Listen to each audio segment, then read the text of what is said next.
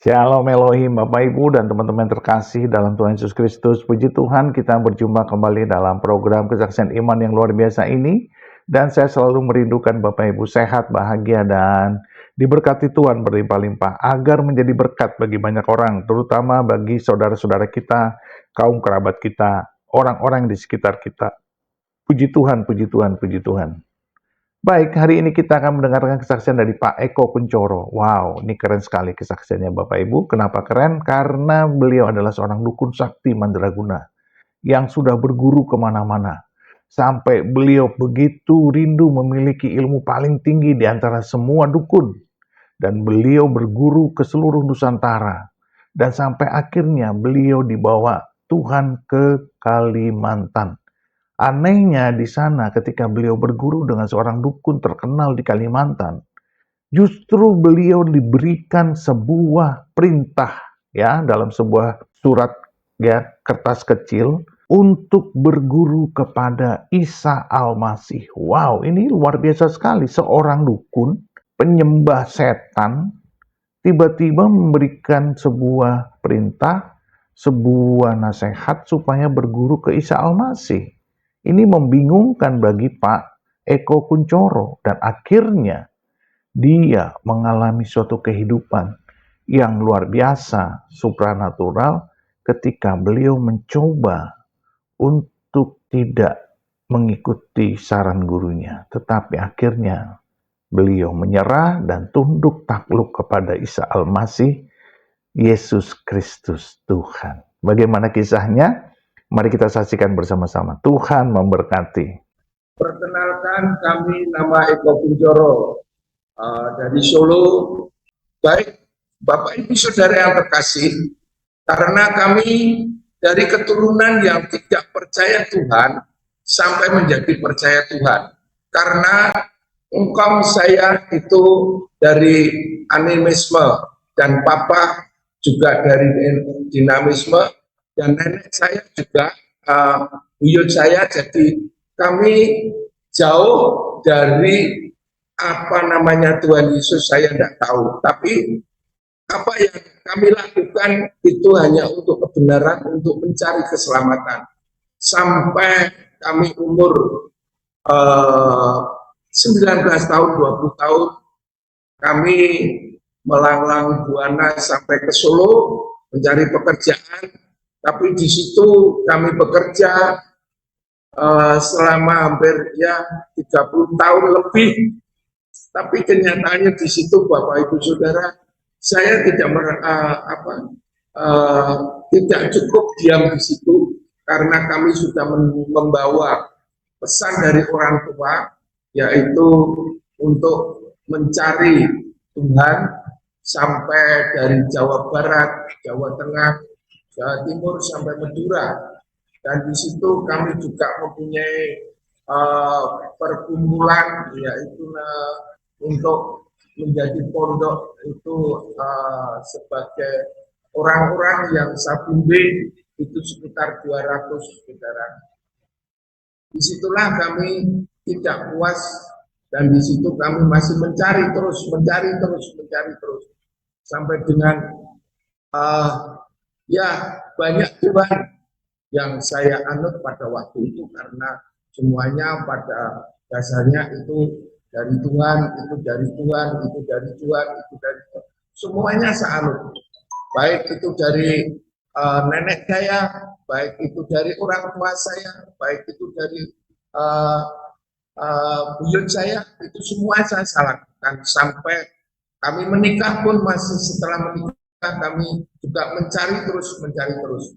Ya, karena berjalannya waktu, apa yang kami kerjakan, apa yang kami lakukan, itu ternyata sia-sia. Karena apa? Pada waktu itu saya untuk mencari guru lagi.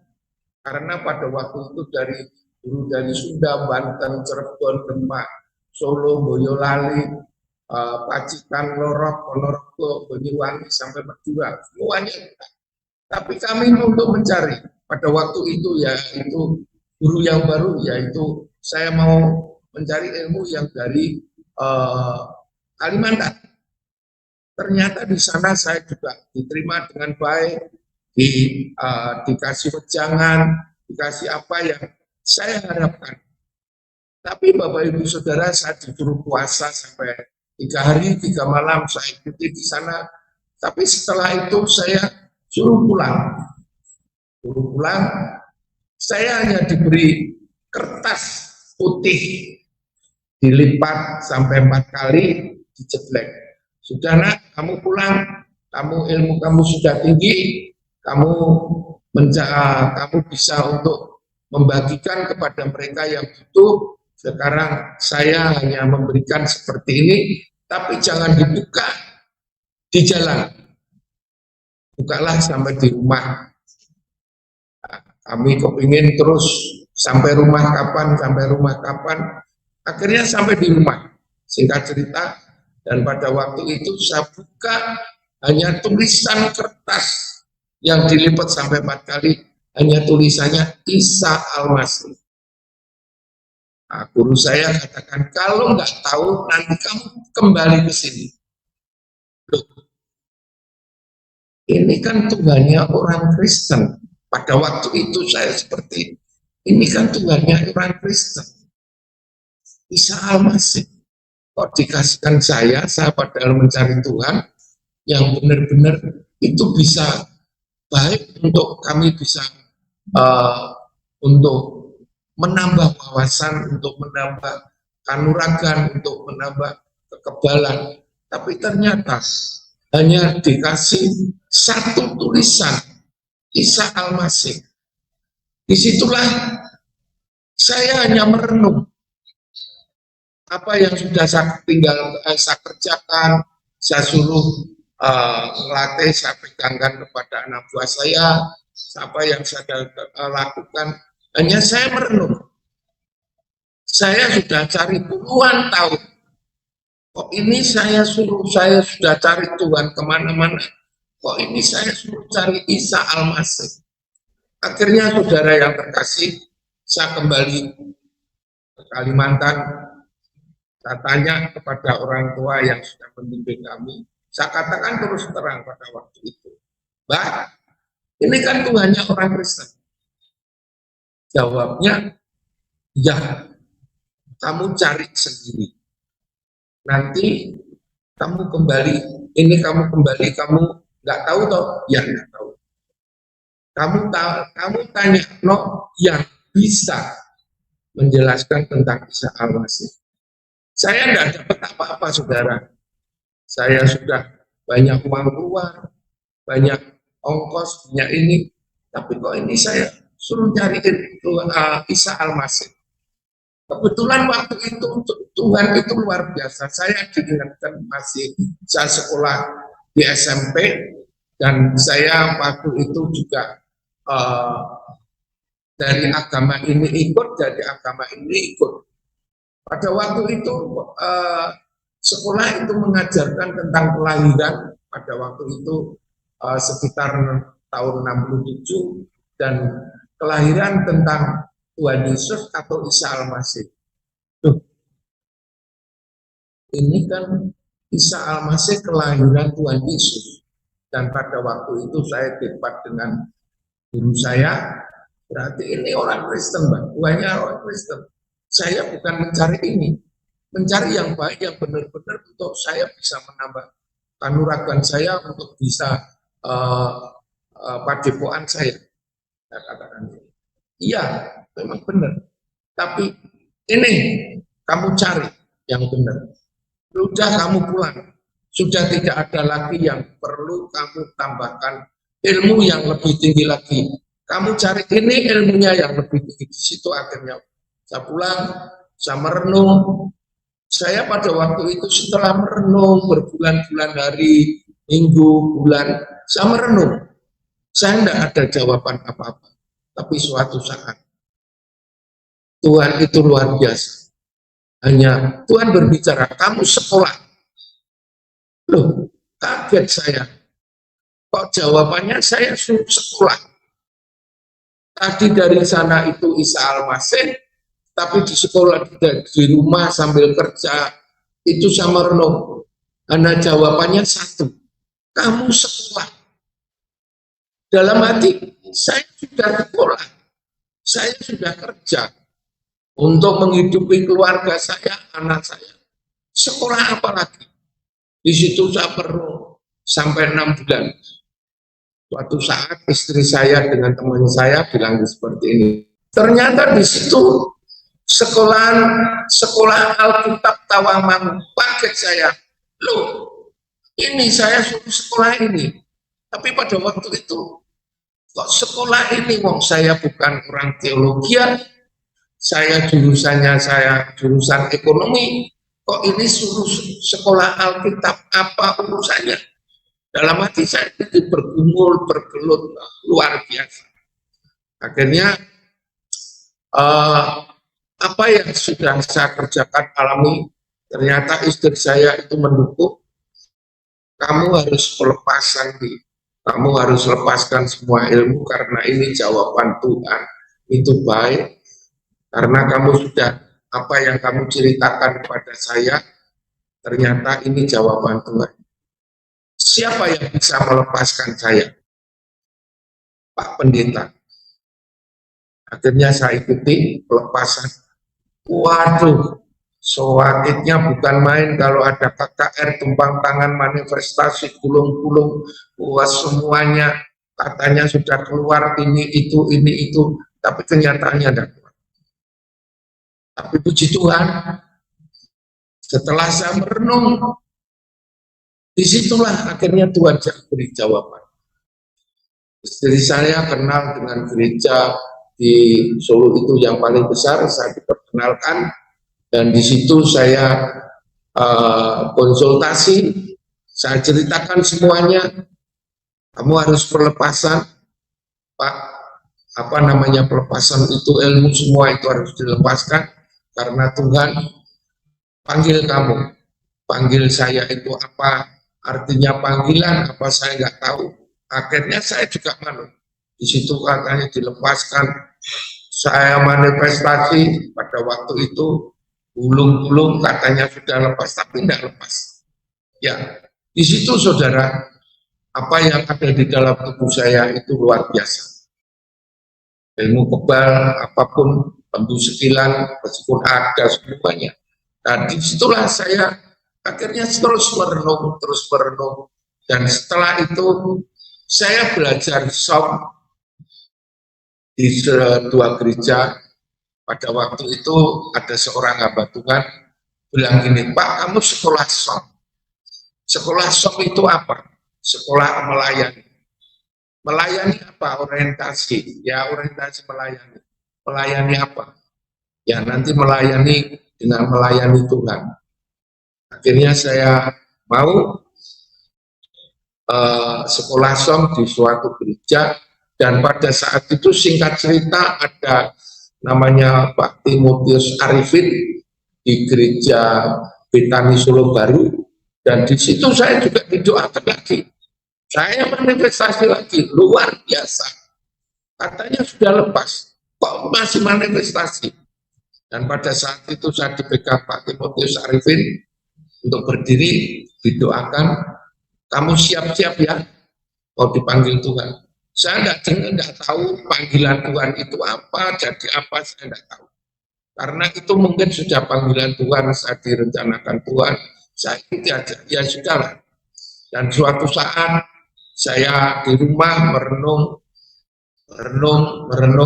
dan Tuhan berbicara seperti ini. Buka Alkitab. Alkitab itu apa? Akhirnya saya cerita sama istri saya, kok suruh buka Alkitab, ini loh Alkitab, oh ini Alkitab, ya ini Alkitab. Akhirnya saya suruh baca, baru dapat 1 lembar, 2 lembar, kepala saya pusing, karena tidak pernah saya baca Alkitab seperti itu. Kalau pada waktu itu saya baca Kopengo 30 seri, 40 seri saya tahan kuat, tapi baca Alkitab itu baru 2 lembar, saya tidak bisa. Akhirnya saya lepaskan. Terus akhirnya, apa ini yang harus saya kerjakan? Katanya panggilan Tuhan, katanya Tuhan memanggil saya, dan di situ saya akhirnya merenung lagi, merenung, dan disitulah Bapak Ibu Saudara, tahun 1998 krisis moneter, karena saya keras hati, karena saya nggak mau istilahnya itu hanya ini toh, nggak mau. Saya harus tahu wujudnya, saya harus tahu bagaimana itu Tuhan. Karena saya nggak mau, saya masih ngeraskan hati. Tahun 1998 saya diproses Tuhan habis-habisan. Kerjaan saya di waktu itu kerja di suatu pabrik, di PHK tanpa pesangon. Toko kami yang besar seperti itu habis total dalam waktu 1 malam karena orang-orang yang titip barang itu malam itu diambil semua, dan saya sudah tidak bisa apa-apa. Anak saya 2 misalnya untuk membiayai sekolah, dan disitulah Tuhan itu kasih karunia Tuhan itu luar biasa. Tahun 2000 Tuhan, kalau engkau memanggil aku siap. Tapi Tuhan dengan catatan, lepaskan semua ilmu saya dari ujung rambut sampai telapak. Lepaskan Tuhan. Itu yang pertama. Yang kedua, anak saya harus bisa kuliah. Karena cita-cita saya, anak saya harus kuliah, lulus kuliah. Karena yang satu pada waktu itu saya 98, anak saya yang pertama itu baru tingkat 1, anak saya yang kedua itu baru masuk di hukum. Jadi saya hanya minta 2, Tuhan lepaskan semua ilmu yang ada di dalam tubuh saya. Yang kedua, beri aku pekerjaan. Nah gitu. Tapi itu tidak semudah itu, saudara. Hanya Tuhan berbicara malam itu. Baik, ada suara seperti itu. Baca Alkitab. Baca Alkitab lagi. Tuhan, aku nggak bisa untuk baca Alkitab ini. Nggak bisa, Tuhan. Tapi puji Tuhan, pada saat itu saya masih ingat, sekitar jam 11, jam 12, saya dibangunkan Tuhan. Kalau saya tidur karena tidak ada kerjaan, tidak ada apa, saya tidur siang sampai malam. Jam 11, jam 12 saya dibangunkan Tuhan untuk membaca Alkitab sampai jam 3 pagi, sampai jam 4 pagi. Di situ saya diajar Tuhan 1 tahun penuh untuk membaca Alkitab. Puji Tuhan. Setelah itu, saudara, saya mungkin saya sudah lulus untuk baca Alkitab. Tahun 2000, hampir 2001 kalau tidak salah, Tuhan kasih kerjaan saya di suatu pabrik, para pabrik plastik di Grogol, Solo Baru. Puji Tuhan, saya ditanya, lah gaji kamu di sana berapa? Pada waktu itu saya sudah gaji tinggi, ya karena saya kepengen bisa kerja untuk mencukupi anak saya kuliah, untuk mencukupi istri.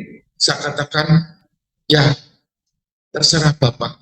Ya puji Tuhan, pada waktu itu ya cukuplah kalau saya katakan untuk kuliah anak saya, untuk keluarga saya cukup. Akhirnya saya bekerja di suatu pabrik, kerja 1 tahun saya di PHK lagi. Di situ, saudara, kerja 1 tahun di PHK, dan aduh kok seperti ini. Ya, saya mendapatkan itu 1 tahun itu saya dapat pesangon sekitar 6 juta, dan dapat pesangon 6 juta. Tuhan ini untuk biaya kuliah anak saya 2, sisanya untuk apa? Saya sudah tidak bisa kerja 1 tahun di PHK.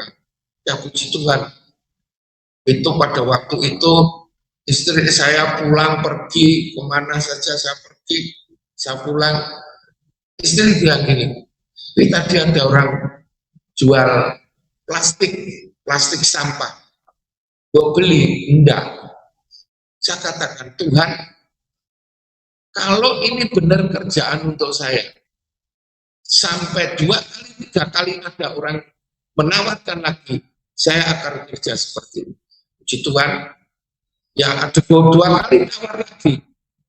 Ada orang nawarkan dan dibeli sama istri saya akhirnya saya pesan sama istri, kalau nanti ada yang ketiga kali, seberapa kilo kamu beli? Ya puji Tuhan, itu Tuhan luar biasa.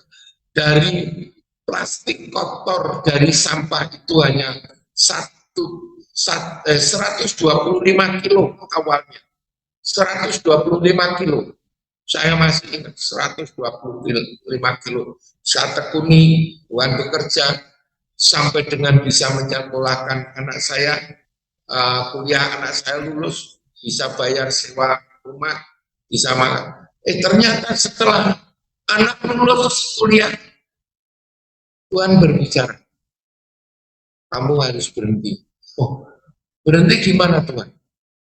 Sudah, cukup. Hanya itu Tuhan bercukup.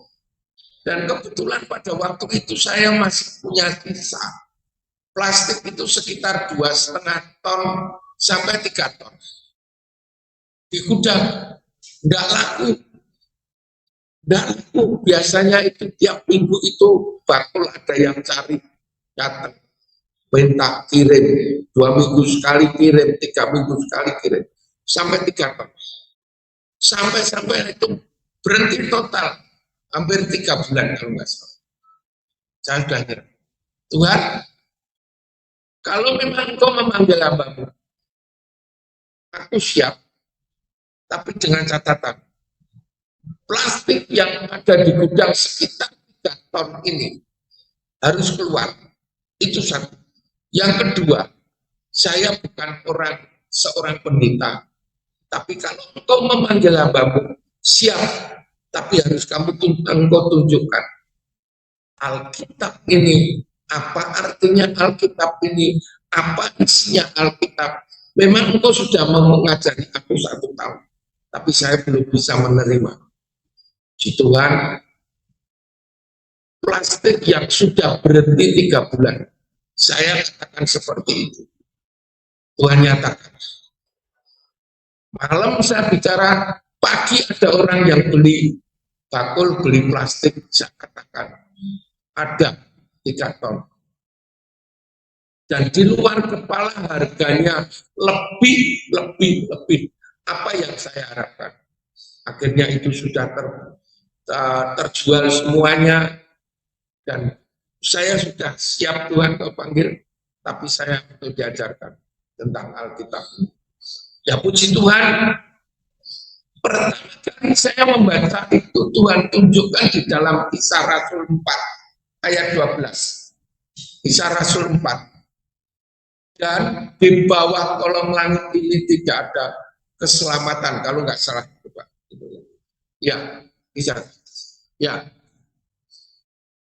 Dan keselamatan tidak ada di dalam siapapun juga selain di dalam Dia. Ini saudara, saya renungkan waktu itu karena sepertinya saya dituntun, betul-betul dituntun. Dan keselamatan tidak ada di dalam siapapun juga selain dalam Dia. Saya seperti itu dibukakan, saudara. Berarti apa yang dulu saya kerjakan, saya lakukan, sampai saya sudah kemana-mana, ternyata nggak berlaku lagi. Saya bisa memberikan keselamatan, saya bisa menyembuhkan orang sakit, saya bisa menyembuhkan orang yang ditenung, disantet, saya bisa menyembuhkan. Tapi firman Tuhan kau seperti ini. Wah Tuhan, ampuni aku Tuhan. Ampuni aku Tuhan. Aku salah. Dan di situ dilanjutkan, Pak. Dan di bawah kolong langit ini tidak ada yang bisa menyelamatkan kecuali Dia. Di situ saya akhirnya minta ampun, saudara. Ampuni Tuhan, aku siap untuk melayani Engkau. Tapi dengan catatan, saya bukan orang pendeta, saya orang bisnismen, saya orang pekerja. Tapi kalau Engkau manggil, aku siap. Tapi Tuhan ajari aku. Bagaimana caranya pelepasan supaya tidak sakit seperti saya. Bagaimana untuk membaca Alkitab. Tunjukkan Tuhan. Akhirnya itu 1 tahun lagi saya dibimbing Tuhan. Diarahkan Tuhan. Akhirnya sudah mungkin Tuhan sudah nyatakan mungkin dalam benak saya. Sudah ada firman yang tertanam selama 2 tahun. Dan pada waktu itu, apa yang saya kerjakan, apa yang saya lakukan, di benak saya, di otak saya, di memori saya, hilang semua, saudara. Hilang sama sekali. Hilang. Dan kebetulan pada waktu itu, pertama kali saya bisa mempertobatkan orang tua saya. Karena orang tua saya tahu apa yang saya lihat, itu saya tahu semua. Orang sakit, orang dicapat ular, apapun orang tua saya itu dari radius 50 meter itu terkenal. Kalau orang masih di desa sana dikatakan namanya Mbah Sum, itu terkenal. Sampai-sampai dengan saya bertobat, orang tua saya itu diberi, mungkin Tuhan tunjukkan untuk bertobat. Sakit dibawa ke rumah sakit, nggak ada penyakitnya, pulang. Bawa lagi berapa bulan di rumah sakit, diagnosa tidak ada sakitnya. Akhirnya orang tua saya ditelepon, papamu sakit, kamu suruh pulang. Di situ saudara, luar biasa Tuhan nyatakan. Saya hanya bilang, Pak, kamu harus bertobat. Ah, bertobat apa? Saya sudah laku betul. Sudahlah, Papa bertobat. Papa pasti sembuh.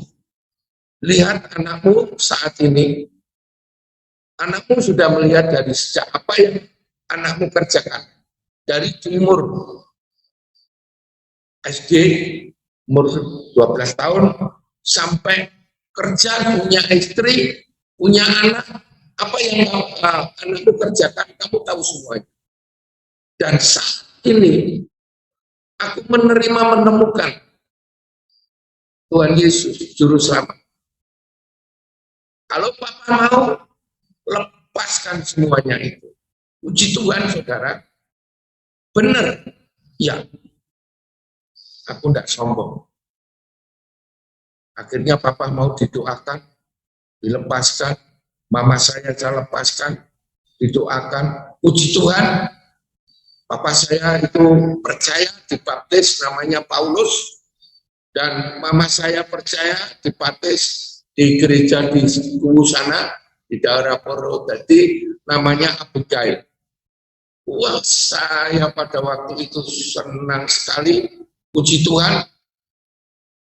Papa saya itu diberi verlain sama Tuhan. Itu sekitar 5 tahun, 6 tahun. Baru Tuhan panggil, tidak sakit, tidak apa-apa. Tapi ternyata Tuhan panggil. Dan mama sampai umur 96, mama baru dipanggil Tuhan. Dari situ mujizat Tuhan luar biasa.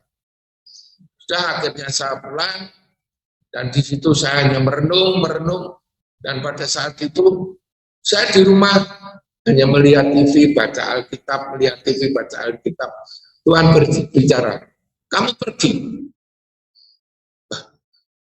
Lalu ini 3 kali. Suara Tuhan, saya ikut. Kamu pergi.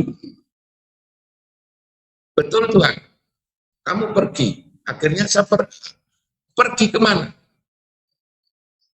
Kamu mandi keramas, nanti aku akan memberikan kamu mujizat.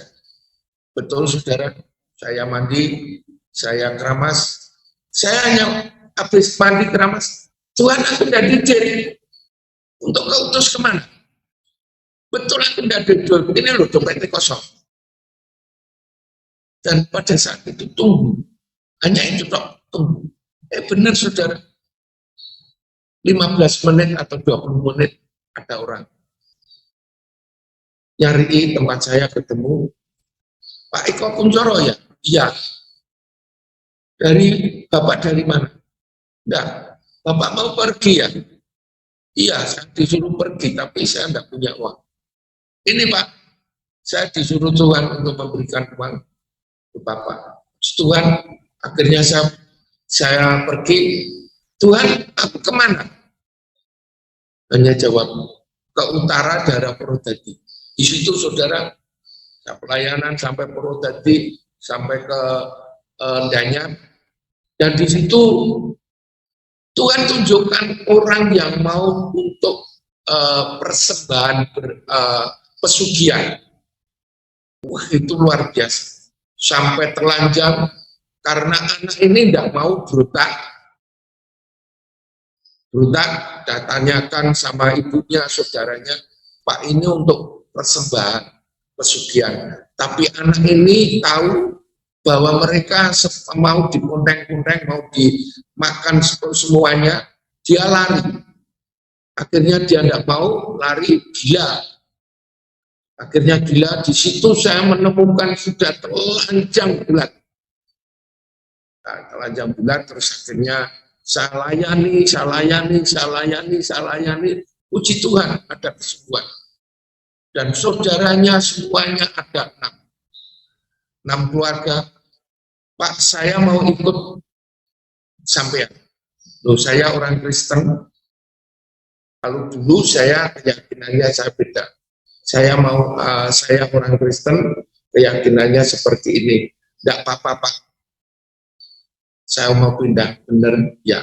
Karena melihat anaknya sembuh, anaknya bisa berjalan, akhirnya ayo tak bawa ke satu gereja pada waktu itu kalau tidak salah GPS PDI, tak bawa ke situ, saya tuntun sampai 2 bulan, 3 bulan, ya mantap, saya katakan, kamu sudah mantap? Ya, kalau sudah mantap, Pak Eko akan melanjutkan misinya, pulang. Oh ya, puji Tuhan, saya dengar itu semua dibaptis di gereja itu, saya luar biasa. Orang yang tidak kenal Tuhan melihat mujizat sampai dengan dia mau menerima Isa Al-Masih Yesus Kristus. Dan pada waktu itu juga saya pulang ke Solo, menemukan Ibu Ayani. Sebelum itu banyak sekali yang saya kerjakan. Dan pada saat itu saya menemukan Ibu Ayani, Ibu Magdalena, saya ditelepon, ini Pak Eko ya? Iya, ada apa? Saya Ibu Ayani. Ibu Ayani, loh kok kenal dengan saya? Gitu. Iya, saya dikasih nomor dari Pak Arif ini. Oh gitu ya, perlunya apa Bu? Ya Pak, saya sudah nggak kuat. Saya mau bunuh diri. Loh kenapa? Sudah, harapan saya tidak ada, ke sana saya ditolak, saya ke sana ditolak, semua tidak ada. Loh, Ibu dari mana? Saya dari Banten. Terus saya dulu kayak dukun ini, saya Nyai Roro itu mana saya lakukan. Oh seperti itu. Nah sekarang saya mau bertobat, saya minta dilepaskan. Oh gitu ya. Ya sudah, ini Ibu punya handphone, tapi handphone saya masih ya jadilah. Punya Pak. Coba Ibu pakai handphone, saya juga handphone, itu jaraknya kira-kira ya 3 kilo, 4 kilo lah. Ya, saya doakan ya Bu ya, tirukan doa saya. Singkat cerita, habis semua selesai, rasakan. Saya bilang gitu, rasakan dari ujung rambut sampai telapak kaki. Jangan berontak, rasakan, biar ikuti terus. Puji Tuhan, kasih saya, gimana Bu? Endek, ya puji Tuhan. Ya, diucapkan terima kasih sama Tuhan ya. Masih dia berdoa, saya mendengar. Ya, sampai jumpa ya Bu, saya bilang. Nah, tidak ada 5 menit, 10 menit, kalau tidak salah. seperempat jam. Pak, saya muntah darah. Loh, muntah darah. Ya, akhirnya, Bu, rumahnya mana? Adipiro sebelah mana? Saya cari, akhirnya ketemu. Dan di situ luar biasa. Benda-benda jimat-jimat luar biasa, keris luar biasa. Akhirnya diserahkan kepada saya. Ini sudah ikhlas, Bu. Ya, saya bakar semuanya. Tuhan, tiap minggu saya jemput, saya arahkan, tiap minggu saya jemput, tiap minggu saya jemput. Ya puji Tuhan, mungkin Tuhan itu ada rencana lain. Dia akhirnya panggilannya, ya sudahlah, monggo, saya bilang gitu. Saya tahu kemana mereka, itu hanya Tuhan yang tahu. Dan pada waktu itu sampai di Kartosuro, saya kejar lagi di Kartosuro. Tahu-tahu sudah tidak ada lagi di Kartosuro. Ya sudah, puji Tuhan. Akhirnya ketemu ini Ibu Ayani Maria Magdalena itu hanya baru 3 bulan, dan mereka mau membantu pelayanan saya dengan suaminya, luar biasa, karena suaminya itu juga dukun, saudara, bukan sedikit, ilmunya itu 4-5 enggak, hampir 40 ilmu semua dari ujung rambut sampai telapak. Dan kebetulan itu mau lepas, ya ayo kita tuntun doa, kita arahkan. Terus akhirnya ada satu yang kira-kira mereka tidak mau dilepaskan. Tapi Tuhan katakan, masih ada satu, masih kau. Enggak, sudah habis. Masih ada satu. Nah gitu. Akhirnya dia ketawa. Ayo lepaskan kalau kamu mau bertobat. Lepaskan. Akhirnya mereka lepas, semua lepas. Saya tanya, apa itu? Arjuna Sosrobahu. Untuk mendungkangi ya, Pak Eko. Semua pelajaran, apapun ilmu apapun Pak Eko enggak mesti ngerti, karena saya belajar semua. Oh ya, akhirnya puji Tuhan, Bu Yani Mas Eko sudah menjadi anak Tuhan yang luar biasa, diberkati luar biasa, memang tantangannya luar biasa. Ya, dan pada saat itu juga saya melepaskan melalui Bapak Alek yang ada di Medan, namanya orang tuanya Bapak Nalarambe, itu juga dukun yang luar biasa. Sudah didoakan tidak bisa, doakan tidak bisa. Puji Tuhan, dibantu dengan namanya Pak Alek. Pak Alek, kamu di Medan ya, saya di sini. Nanti kalau manifestasi, karena ini mantap dukun, jadi nanti kita sama-sama supaya ini bisa diselamatkan, ibu ini diselamatkan. Oke Pak Eko, puji Tuhan, telah lepas semua manifestasinya 1 minggu dari saya jalan. Tidak apa-apa saya bilang gitu, itulah ilmunya sudah keluar semuanya. Karena saya tidak tahu dari Medan dari mana, saya di Solo, akhirnya Sabtu kalau nggak salah, Sabtu atau Minggu telepon, ayo kita lepaskan lagi. Dan Tuhan katakan, baptis. Puji Tuhan, dibaptis Pak Alek, sembuh total. Dan saat ini melayani Tuhan. Ibunya Bapak Nalarambi ini bisa menjadi hamba Tuhan penginjil kalau nggak salah. Ini, jadi kami memang betul-betul, ya apalah Tuhan, kami hanya sebatas tanah dan debu milikmu, sama siap untuk melayani Engkau. Sampai-sampai saudara yang terkasih, apa yang kami lakukan itu tidak semudah membalikkan telapak tangan. Orang katakan orang Kristen itu enak, ya memang enak, tapi dalam proses kehidupan ini loh saudara, proses kehidupan ini harus kita jalankan, kita lakukan. Maka banyak orang Kristen yang kecewa dengan hatinya mereka, kecewa dengan pendeta, kecewa dengan gereja, dipindah dimanapun tidak akan selesai. Karena proses hidup, saudara-saudara kami yang seiman, dengarkan, bukan Pak Eko itu menakuti, tidak. Kalau saudara itu masih ada kekerasan hati, kecewa dengan gereja, kecewa dengan pendeta, kecewa dengan saudara, itu harus kamu selesaikan. Karena itu perjalanan hidup. Harus kamu selesaikan total. Kamu pindah gereja, pindah pendeta, sama aja akan menjadi proses. Karena proses hidup tidak bisa. Harus dilakukan, dikerjakan. Maka banyak orang-orang Kristen saat ini mendua kakinya. Mendua kakinya. Oh, aku Kristen, aku sudah diangkat menjadi ini. Kenyataannya enggak. Oknumnya masih menggunakan ilmu-ilmu seperti itu. Salah total. Kalau kamu mau menjadi anak Tuhan yang baik, yang benar-benar, saudara yang kasih, supaya berkat itu terjadi. Enggak usah cari berkat, Tuhan sudah sediakan dengan berkat-berkat saudara. Berkat saudara itu di atas kepala, tinggal kamu mau enggak.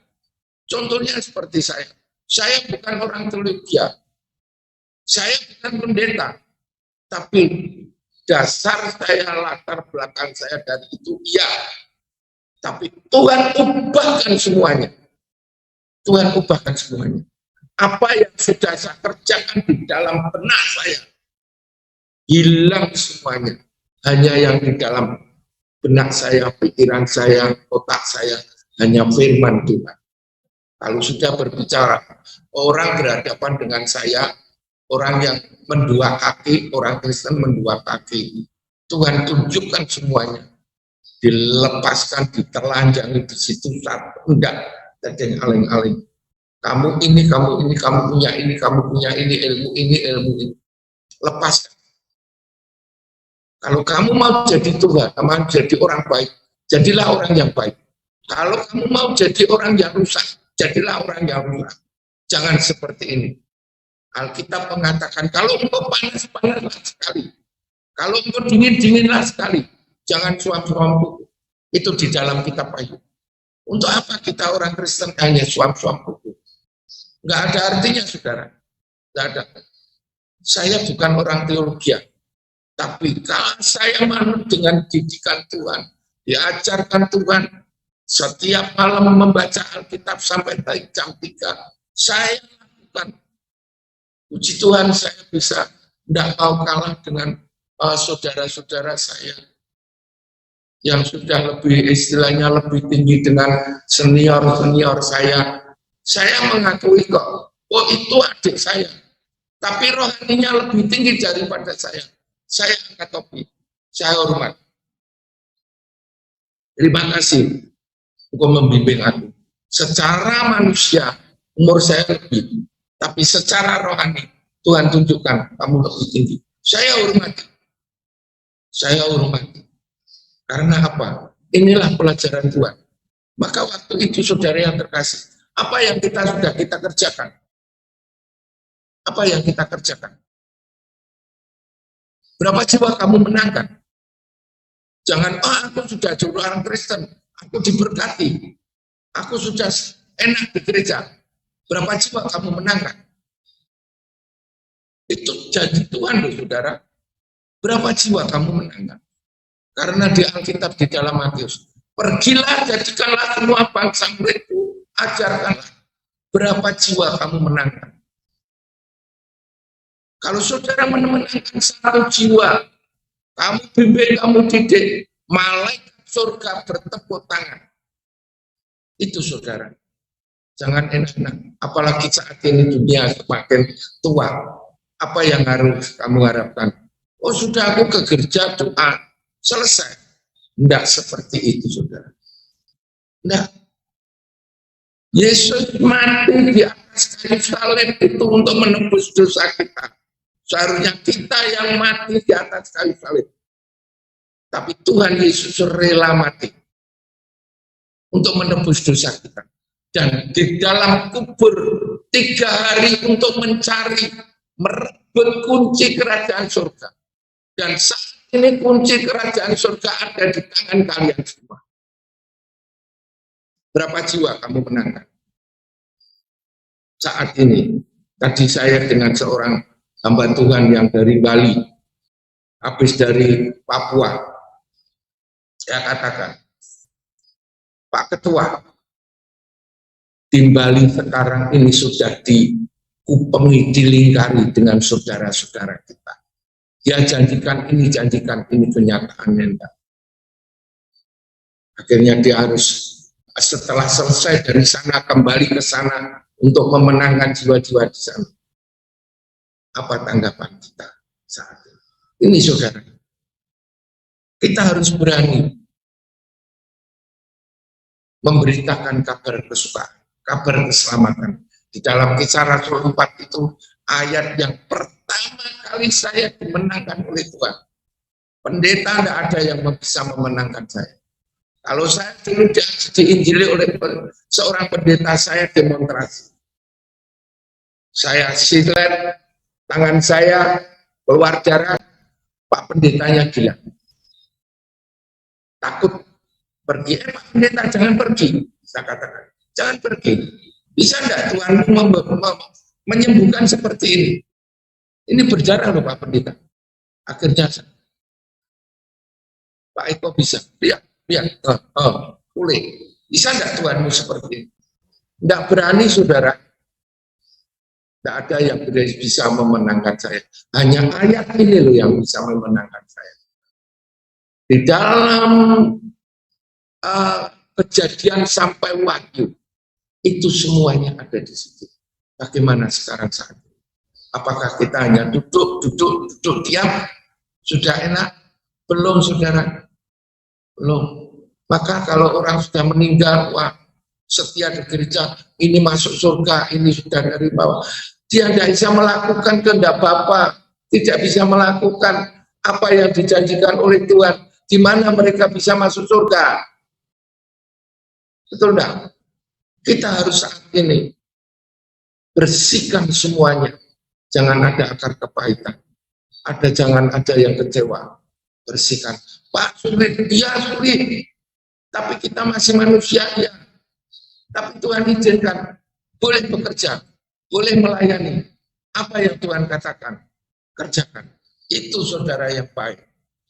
Maka nanti kita bisa memenangkan jiwa-jiwa di mana saudara berada, di daerah mana saudara menangkan jiwa-jiwa, karena saudara sudah hafal dengan Alkitab. Saya bukan orang teologi, tapi saya tahu tentang kebenaran firman Tuhan. Banyak dukun-dukun yang saya pertobatkan banyak. Saya nggak cari, sekarang dia datang untuk mengenal Isa Masih, untuk mengenal Tuhan. Dia banyak datang ke tempat saya. Akhirnya saya ajarkan, dia mau bertobat, dia mau melayani. Pak saya mau ini, mau ya silakan. Yang penting tidak meninggalkan Tuhan. Kalau masih saya bimbing, saya ajarkan, ya ini. Bukan, kalau orang Jawa katakan, buah itu tidak jatuh dari pohonnya. Itu yang saya pegang sampai saat ini. Saya tidak mengharapkan, kamu pelayanan ini, kamu nanti dapat ini. Enggak, saya tidak mengharapkan seperti itu. Tidak mengharapkan. Karena saya dibimbing oleh Tuhan sendiri. Kalau pada waktu itu kalau sudah jadi orang tua, orang datang mesti bawa. Terutama dulu orang yang banyak yang datang ke tempat saya, orang Kristen. Banyak orang Kristen. Karena mereka percaya. Nah saat ini banyak orang Kristen yang punya ilmu. Nah ini loh saudara, saya heran. Sudah mengenal Tuhan, sudah mengenal, masih banyak menggunakan ilmu. Nah ini kewajiban saya untuk meluruskan semuanya supaya mereka bisa bertobat dengan baik. Ini dan saat ini puji Tuhan, anak saya melayani, semuanya melayani. Saya katakan, saya seperti ini bukan untuk saya pribadi. Untuk anak saya, untuk anak cucu saya. Puji Tuhan saudara, ada yang merespon, bukan untuk anaknya Pak Eko, saya juga diberkati, puji Tuhan. Ya ini saudara, ini pelepasan, ya ini ilmu yang paling tinggi, yaitu dia punya ular kobra yang kalau dia hujan, ular kobranya ini bisa naik. Kalau tidak salah itu seperti itu. Banyak ilmu-ilmu yang kami lepaskan. Jadi ya itulah ini yang punya ilmu kobra. Ini punya ilmu kobra, dua ularnya. Ini keluar ini tangannya sampai mendengarkan ini sampai keras. Ini keluar ini keluar. Ini yang punya kobra tadi anaknya juga. Ini masuk Kristen loh saudara. Ini sudah dipercaya oleh gereja menjadi pimpinan yang paling tinggi untuk menerima jiwa-jiwa dimenangkan, tapi masih menggunakan ilmu. Kalau seperti ini saudara, apakah layak di hadapan Tuhan? Firman-Nya hafal, tapi menggunakan kuasa yang bukan dari Tuhan. Ini loh saudara, ini enggak layak. Maka saya katakan, bertobat Pak, bertobat. Kamu sudah melayani Tuhan, tapi kamu menggunakan ilmu seperti ini. Iya Pak, kalau saya doakan sembuh. Nah, itu bukan dari Tuhan Pak. Saya katakan, ini bukan dari Tuhan. Ini dari ilmu Bapak, benar enggak? Oh iya, nah, ini kamu dosa. Saya katakan seperti ini dosa. Kamu harus lepaskan semua, enggak ada artinya. Bapak kalau nanti mau dipanggil Tuhan, jalannya ada dua. Itu rebutan Pak, rohnya rebutan. Malaikat narik ke sini, iblis narik ke sini. Pilih yang mana? Dia takut, akhirnya mau dilepaskan. Nah, yang kemarin yang ada di ini ilmu keturunan saudara. Ini ilmu keturunan dia tidak cari, tapi dia punya ilmu tinggi. Ini juga orang Kristen. Ilmunya tinggi, masih muda, sampai umur 36 kalau nggak salah, dia belum nikah, dan akhirnya mereka mau dilepaskan. Ini dilepaskan itu matanya mendelik-mendelik, menghadap ke atas, sampai dia putihnya nggak kelihatan. Saat waktu itu saya nggak tahu ini mau meninggal, saya gitu. Saya udah biar Tuhan akan bekerja. Akhirnya ini lepas semuanya. Ini lepas. Karena itu saudara, saya katakan kalau saya lepasan, saya tidak punya apa-apa. Saya sudah tidak punya ilmu, semuanya sudah dilepaskan Tuhan. Hanya saya katakan, kalau kamu percaya kepada Tuhan Yesus yang bisa melepaskan. Saya sebagai alat, sebagai batu, sebagai hamba, itu yang Tuhan ajarkan kepada saya. Jadi ini Bapak Ibu Saudara, kalau masih ada merasa kalau sudah tua, lepaskan, tidak ada artinya. Kamu melayani masih mendua seperti itu, tidak ada artinya. Kamu berdosa, apalagi saat ini masih banyak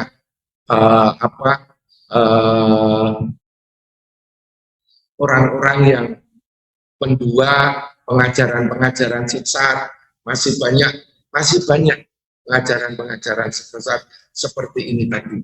Maka ini saudara yang terkasih, saya pesan, ya, saya ada di Solo, saya pesan, melekatlah kepada Tuhan. Kalau Bapak Ibu Saudara terkasih mempunyai ilmu keturunan, ilmu yang Bapak Ibu cari, melekatlah kepada Tuhan, minta dengan sungguh-sungguh, serahkan hidupmu, roh, jiwa, tubuhmu, maka Tuhan akan berkarya. Saya percaya, karena saya sudah mengalami. Sejak umur 12 tahun sampai umur saya dilepaskan itu saya umur 50 tahun, saya baru tahu benar-benar Tuhan itu luar biasa. 50 tahun lebih, dan saya melayani Tuhan itu total itu tahun 2008 sampai saat ini. Saya benar-benar melayani Tuhan dengan kuasa Tuhan.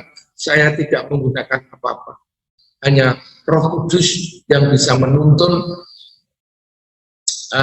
membimbing kami, mengajarkan kami. Seperti itu. Maka kalau saudara menjadi anak Tuhan, jadilah anak Tuhan yang baik, supaya saudara diberkati Tuhan menjadi anak yang Karena anak Tuhan itu beda dengan bukan anak Tuhan. Beda. Beda. Sinar kemuliaan yang ada di dalam Bapak Ibu Saudara akan memancar kalau saudara betul-betul melekat kepada Tuhan. Itu jadi inilah Bapak Ibu Saudara kesaksian dari saya, sudah hampir 1 jam kurang 10 menit. Saya kembalikan kepada Pak Prengki, Miracle TV. Mungkin ada pengupasan, mungkin ada yang ditanyakan dengan kesaksian ini, kami siap untuk menjawab, Pak. Terima kasih, Tuhan Yesus memberkati. Tuhan Yesus memberkati, kita berikan kemuliaan buat Tuhan. Wow, luar biasa ya kesaksian pada malam hari ini. Kita mendengar lagi satu berkat ya, kebenaran akan firman Tuhan melalui kesaksian. Kalau sahabat-sahabat Miracle masih ingat, kira-kira 2 minggu lalu kesaksian dari Ibu atau Mbak Ayani, saya share fotonya ya supaya sahabat-sahabat bisa melihat di screen.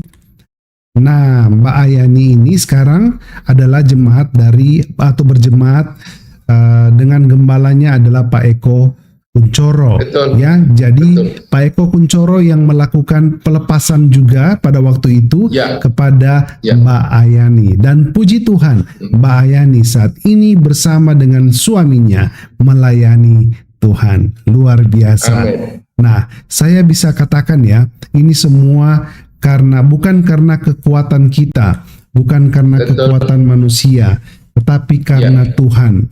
Karena manusia tentunya hanya terbatas kekuatannya.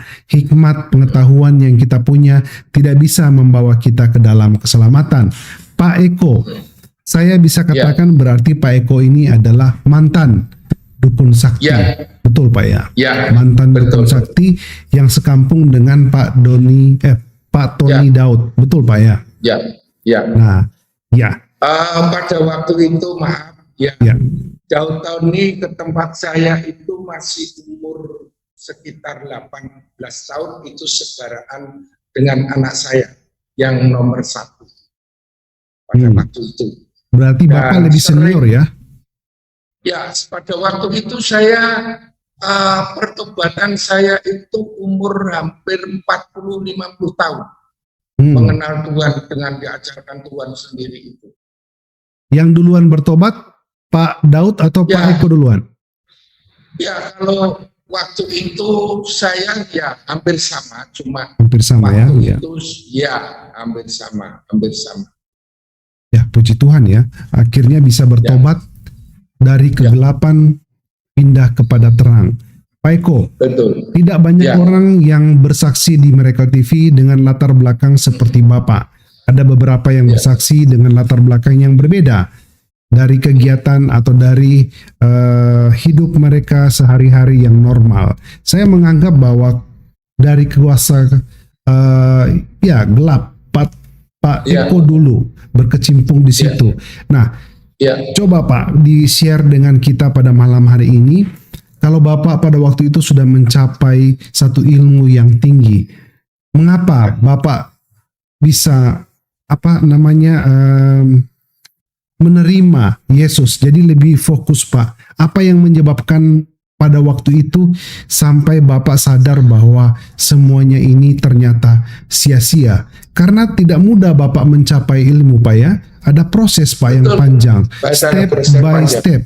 Masa proses begitu panjang yang Bapak sudah lewati dengan mungkin pengorbanan, dengan waktu yang begitu banyak. Tetapi wow, Bapak berikan semua kepada Tuhan Yesus karena pada waktu itu Bapak merasakan semuanya sia-sia. Ada apa sebenarnya Pak dengan Bapak pada waktu itu ketika dari kuasa gelap menemukan kebenaran?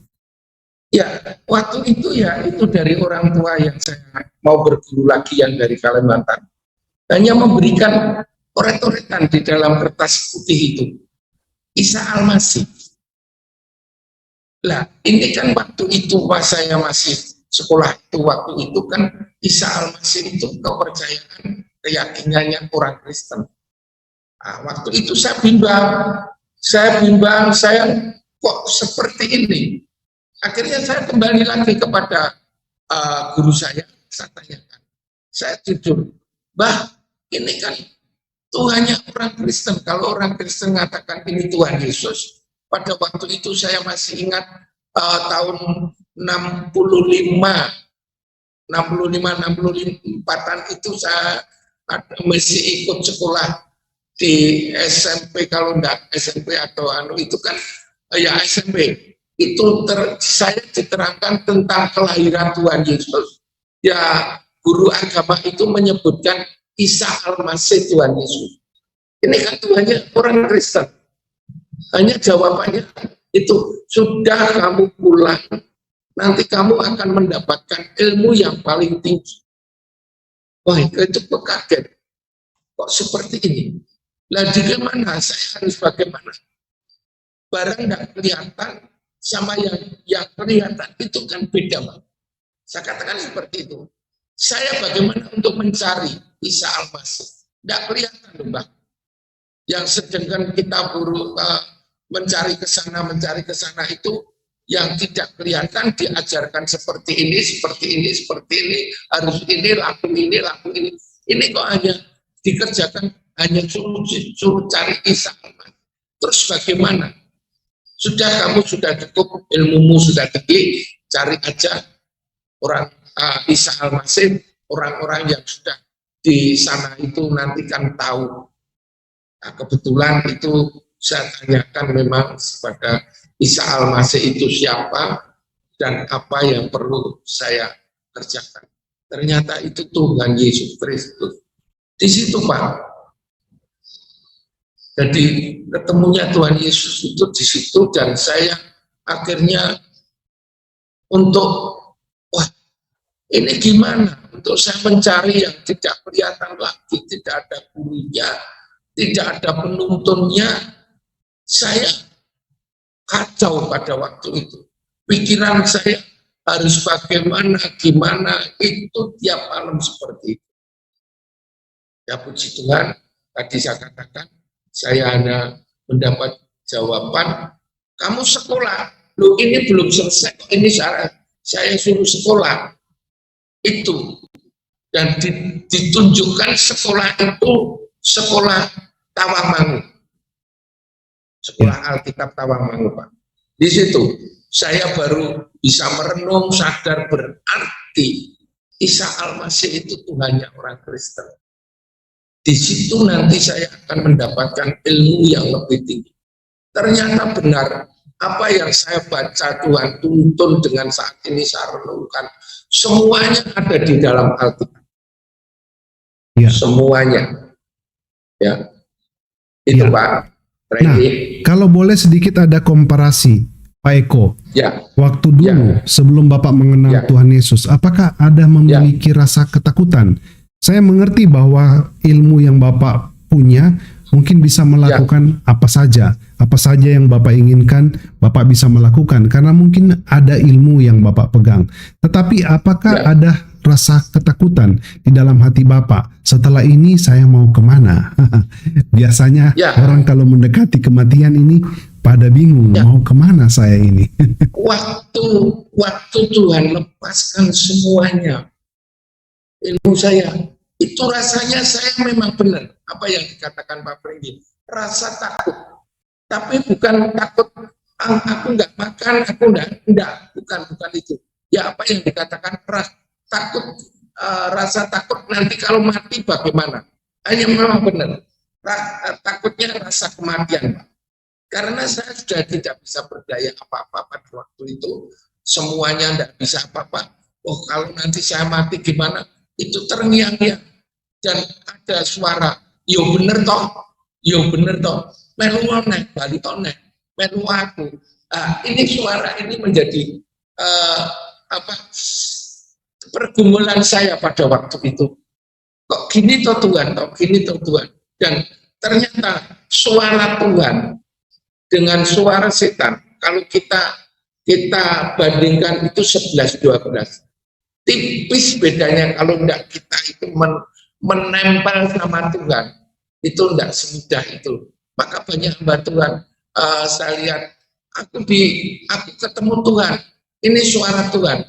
Itu saya kalau orang itu betul-betul nempel sama Tuhan, itu saya baru percaya. Contoh, pada waktu itu saya mengikuti KKR, bukan seminar. 2 kali saya mengikuti seminar seorang hamba Tuhan. Yang pertama, Tuhan perlihatkan, woi, sinarnya luar biasa. Wah, mantap ini, saya dalam hati seperti itu. Setelah berdoa, Tuhan tunjukkan saya dengan payung. Wih, Tuhan akan memberikan payung kepada saudara. Loh, Tuhan perlihatkan payung itu sama saya. Loh, kok ada yang utuh, ada yang sobek, ada yang tidak ada kertasnya. Luar biasa ini, Tuhan tunjukkan semua hamba Tuhan yang akan menerima payung seperti itu. Saya katakan kepada ibu, apa yang Tuhan tunjukkan kepada saya sampaikan kepada ibu. Pertama, ibu itu sinarnya luar biasa.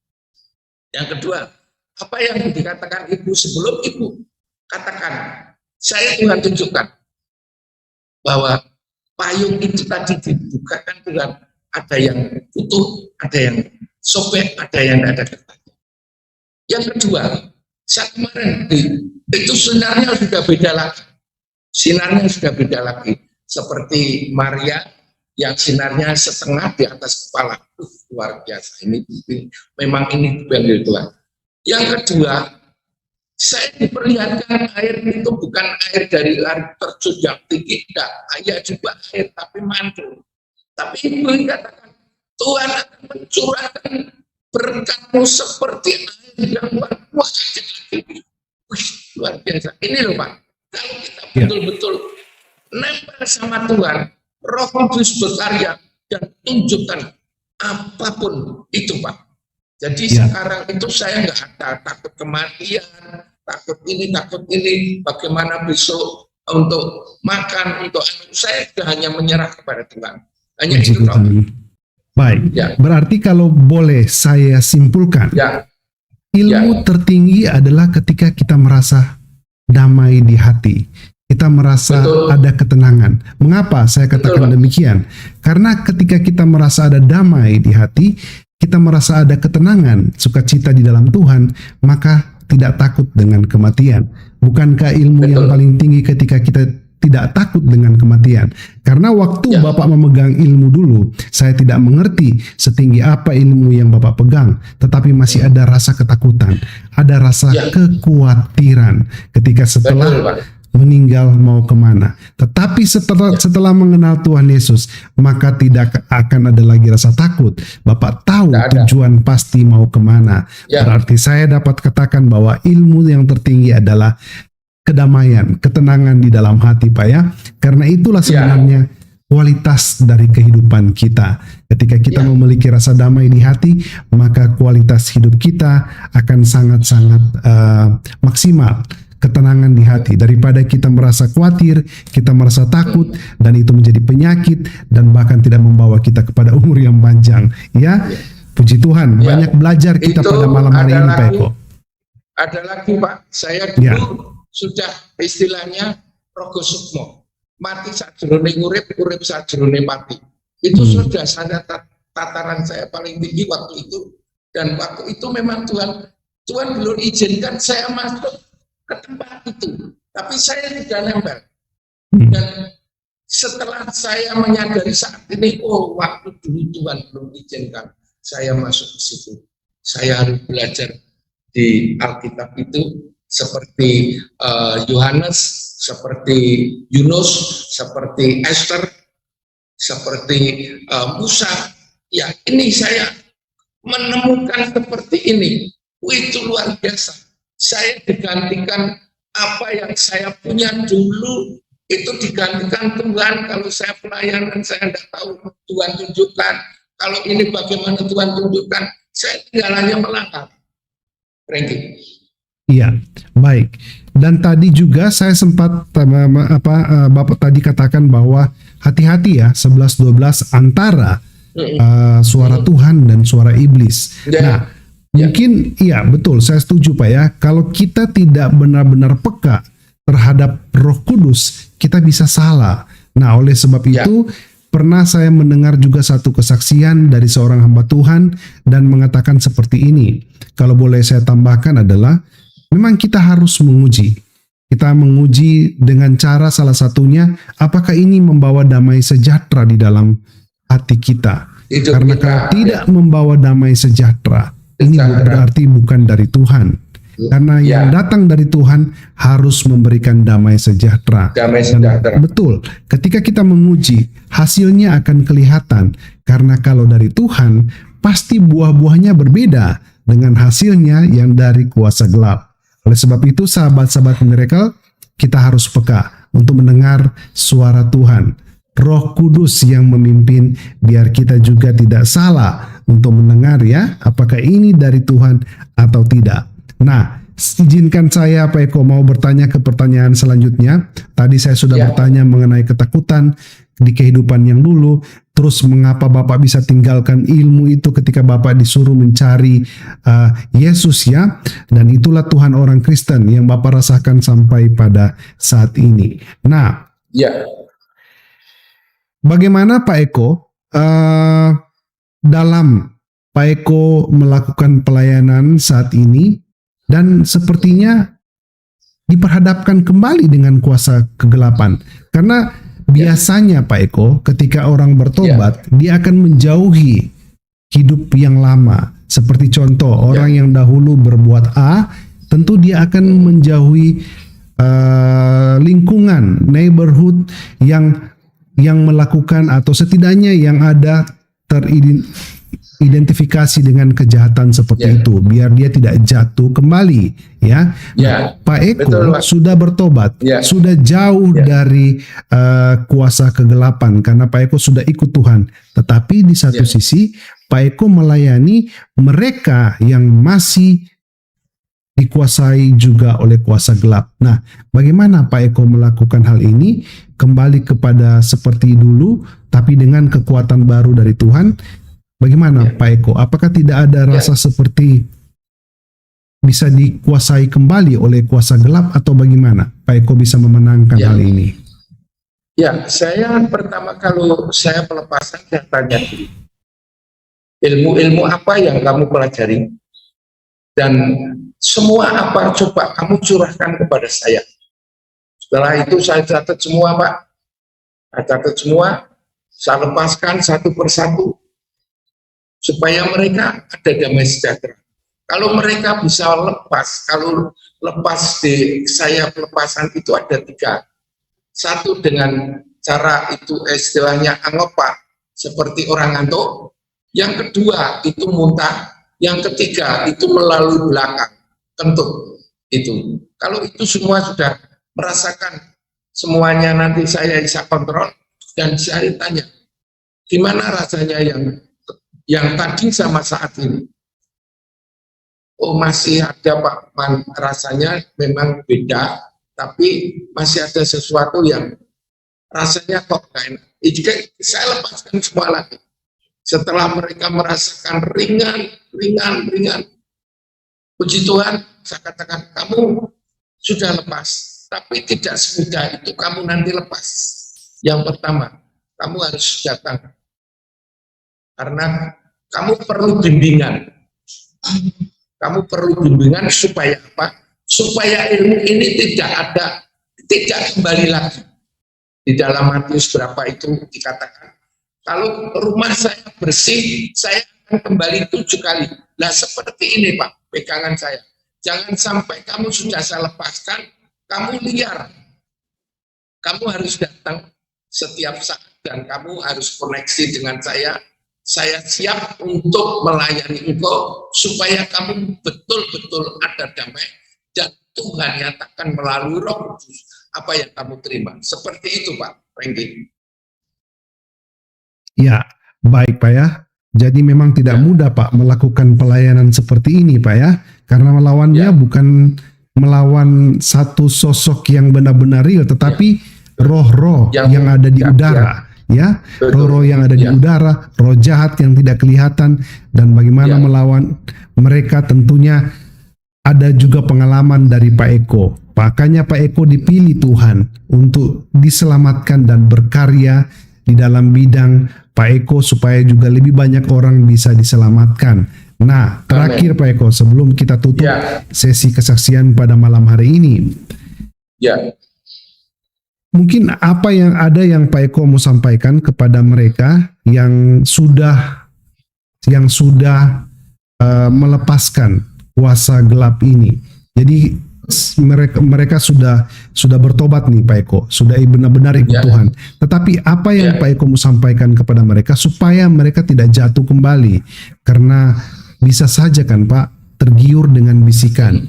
Karena kuasa gelap ini bisikannya, duniawinya, apa yang ditawarkan begitu menggiurkan. Nah, apa yang Pak Eko bisa kasih wejangan kepada mereka supaya mereka tidak jatuh kembali ke dalam kuasa ini, Pak? Ya, baik Pak Renggi. Ya, pertama itu supaya kita tidak kembali jatuh lagi. Yang pertama, kita harus rajin untuk baca Alkitab. Karena di situ nanti ada jawaban-jawaban yang dari Tuhan. Kata kelihatannya itu membaca. Ya, di situ kalau kita mau merenungkan, kalau kita memahami, itu semuanya ada di situ. Bukan pakai pikiran, logika enggak.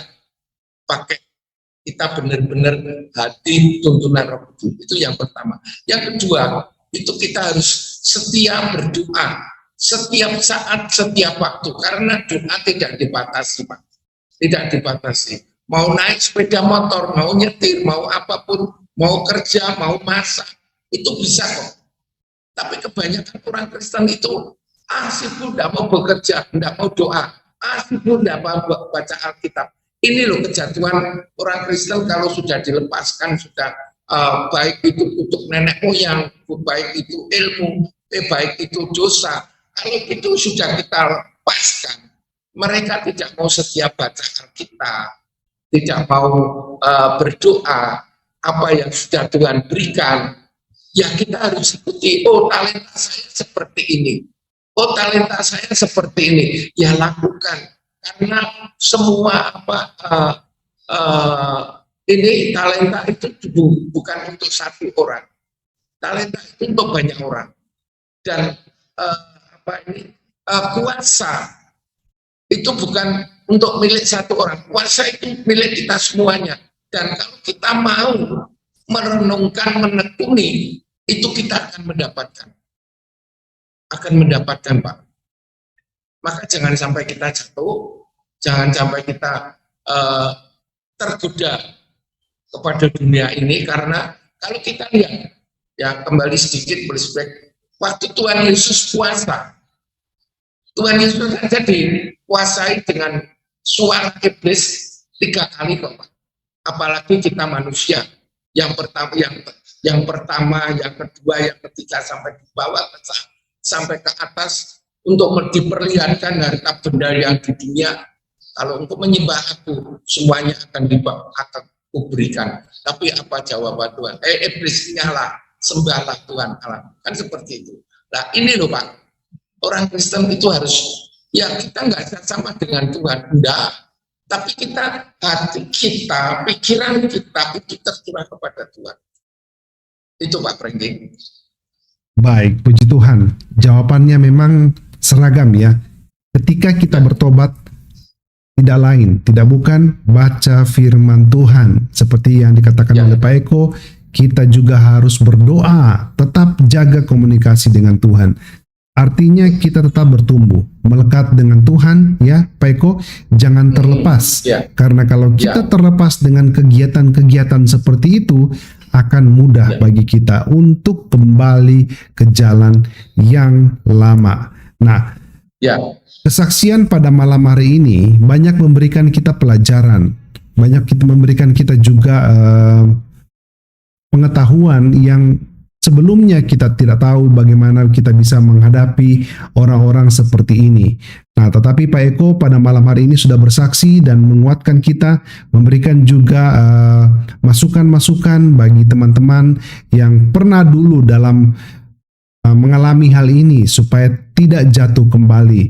Dan kalau boleh juga saya tambahkan Pak Eko, berarti Ya, di dalam gereja atau di dalam persekutuan berarti harus ada juga setidaknya orang-orang yang bisa melakukan atau apa ya, melakukan pelepasan terhadap roh Pelepasan. jahat. Ya Pak, ya Betul. Pak Eko. Dan betul. nah, Pak Eko satu lagi Pak Eko. Ya. Saya mau tanya sebelum Ya. kita tutup dengan doa. Iya. Bagaimana Enggak apa-apa. Bagaimana supaya orang itu bisa memiliki kemampuan melakukan pelepasan? Apakah hanya kita berdoa saja kepada Tuhan, ataukah kita harus berpuasa dulu terlebih dahulu, Ya. ataukah kita hanya cukup ya instan saja, tumpang tangan, pergilah dan kuasa gelap itu akan pergi? Atau bagaimana? Apa yang harus disiapkan oleh hamba Tuhan ataupun Iya. siapa saja yang rindu mau melakukan pelepasan? Pak. Ya. Pertanyaan yang bagus sekali, Pak. Nah, setan itu juga pandai. Waktu setan itu bisa berbicara pada waktu seorang hamba menyembuhkan, aku kenal Tuhan Yesus, aku kenal Paulus, siapa kamu? Lah, seperti ini jangan sampai, istilahnya aku udah percaya di tangan, jangan. Kita harus berani praktek, Pak. Jemaat saya, itu saya ajarkan, ayo kita pelayanan, kita praktek untuk pelepasan, untuk kesembuhan. Nah, di situ saya bisa kontrol, Pak. Saya bisa kontrol bagaimana orang ini bisa dipakai Tuhan. Oh, ini dipakai untuk tumpang tangan. Oh, ini dipakai untuk pengusiran. Oh, ini bisa dipakai untuk penyembuhan. Oh, ini dipakai untuk pentahiran. Itu kami bisa kontrol nanti kalau kita selalu praktek dan ada yang mengordinir, yang kontrol, maka itu kita bisa apa karunia mereka, apa talenta mereka. Tapi kalau tidak hanya menerima dari istilahnya seorang pemimpin, menerima seorang pemimpin dan pemimpin tidak bisa mempraktekkan, maka ini ya akan jatuh, Pak. Kalau saya harus terjun, oh ada pelepasan, kamu siap dah, kamu siap dah, kamu siap, siap, ayo kita sama-sama pelayanan, pelepasan, ada kesembuhan, kamu siap dah, siap, ayo ini ada kesembuhan, seperti itu Pak. Jadi kami bisa kontrol karena kalau kita satu roh itu kita bisa merasakan, seperti saya bisa merasakan. Oh, takarannya rohnya di sini sekian, kadarnya sekian. Saya bisa merasakan. Baik, Itu, puji Pak. Tuhan Pak ya. Itu karena Bapak memiliki pengalaman bagaimana Bapak dulu menjalaninya sehingga Bapak mengerti prosesnya. Saya tadi tangkap di bagian awal, roh jahat itu pintar juga untuk mengintimidasi. Saya kenal Tuhanmu, saya kenal ya. Jadi menyebut orang-orang yang dikenal. Jadi seakan-akan mengintimidasi kita. Siapakah Anda? Begitu ya. Nah, mungkin juga Pak, kalau dalam situasi kita berjumpa atau di dalam satu gedung atau dimanapun seperti itu Pak intimidasinya. Tetapi kalau di dalam dunia media sosial, mungkin intimidasinya lain lagi Pak ya. Roh jahat itu mengintimidasi dengan cara yang berbeda. Mengapa Tuhannya mati, mengapa ada 3, dan berbagai macam cara mengintimidasi. Tetapi luar biasa, hal-hal seperti itu tidak akan pernah mengganggu, ya, karena apa yang ditanyakan selalu yang membuat hal-hal yang lucu, dan itu memang biarlah Tuhan yang jamah, biar mereka juga bisa mengerti, dibukakan ya pikirannya dan bisa memahami Tuhan yang sejati. Luar biasa. Puji Tuhan, puji Tuhan, puji Tuhan, puji Tuhan, kesaksian yang dahsyat dari Pak Eko Kunchoro. Ternyata beliau memang dipanggil Tuhan untuk menjadi penyelamat, untuk menjadi rekan sekerja Bapa di surga, untuk menyelamatkan dukun-dukun lain, dan banyak dukun yang bertobat, dan semua ilmu kanuragan mereka tunduk takluk kepada Isa Al-Masih, kepada Yesus Kristus. Inilah sebuah keajaiban yang luar biasa di dunia supranatural, di dunia roh gelap, di dunia roh jahat, bahwa ternyata mereka itu takut, takluk tunduk kepada Yesus Kristus, kepada Isa Al-Masih, sehingga di antara mereka sendiri, mereka justru meminta supaya berguru kepada Isa Al-Masih. Ini luar biasa sekali kisahnya dan sungguh sangat menggelitik ya, bagaimana dalam dunia gelap pun iblis takut kepada Isa Al-Masih. Tetaplah setia, tetaplah percaya, tetaplah semangat di dalam Tuhan Bapak Ibu dan teman-teman sekalian, supaya kita menjadi berkat besar bagi banyak orang, dan menjadi terang dan garam di muka bumi ini. Teruslah mengasihi, bersafaat, bersaksi demi nama Tuhan. Tuhan beserta kita dan memberkati kita dengan limpahnya, sekarang dan sampai selama-lamanya di dalam nama Bapa dan Anak dan Roh Kudus, di dalam nama Tuhan Yesus Kristus. Haleluya, haleluya, haleluya, haleluya. Amin, amin, amin, amin, amin.